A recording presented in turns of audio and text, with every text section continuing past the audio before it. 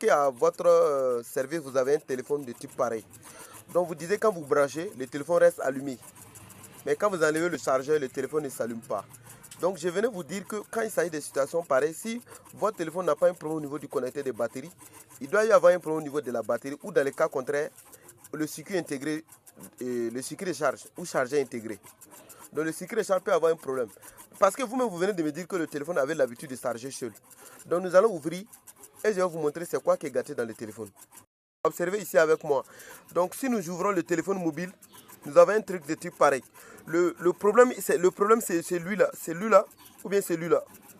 Donc lui qui est ici, c'est lui qui est appelé circuit de charge ou chargeur intégré. Ou dans les cas contraires, c'est celui-là. Mais je dis que non, bien avant ça, il est aussi probable pour vous de vérifier le connecteur. Parce que si le connecteur est défectueux, le courant qui doit passer ici n'y arrivera pas. Donc quand vous branchez directement, c'est lui-là qui allume automatiquement le téléphone. Donc vous allez vérifier le connecteur de batterie ici maintenant. Sinon lui, il n'a pas de problème. Donc le problème c'est entre lui-là et lui-là. Il n'y a rien à dire, regardez très bien. Donc on prend un téléphone de même marque, on le remplace et puis c'est tout. Lui là, ce composant-là. C'est lui qui est appelé le circuit de charge. C'est lui seul qui est le seul composant qui peut faire fonctionner le téléphone tout seul.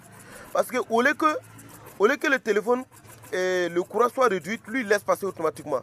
Lui il est chargé de réduire le courant de 3,5 volts, de 7 volts à 3,7 volts ou 4,2 pour les Android. Et ici, c'est un téléphone simple, donc c'est 3,7 volts, la tension normale.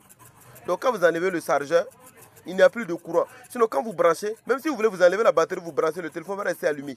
C'est ce que ça veut dire. Donc veuillez voir ce composant et ce composant. Ce composant il est appelé fusible. Sa fonction c'est de protéger l'appareil contre la surintensité. Donc s'il est défectueux, votre téléphone ne fonctionnera pas, ça ne va pas avoir la charge. Voilà, donc voici les sections que je peux vous dire. Parce que ce qui est à l'intérieur ici là, nous avons le cristal, nous avons le CPU, le circuit réseau, mais eux, ils gèrent tout ce qui est l'alimentation. Mais ici, le téléphone n'a pas un défaut d'alimentation. Voilà, mais après, vous pouvez me revenir. Voilà, donc observez très bien comment est mon composant, regardez. C'est lui qui est là. Si vous ne voyez pas bien, je vais vous identifier avec mon tournevis, regardez. Donc le problème c'est lui-là qui faisait fonctionner le téléphone tout seul, lui-là. Voilà. Et lui, il peut aussi causer un défaut au niveau de la charge. Parce qu'il protège l'appareil contre la surintensité. Quand il est gâté, le téléphone ne charge pas. Mais si le téléphone a l'habitude de charger, c'est lui-là. Si vous le remplacez, c'est fini.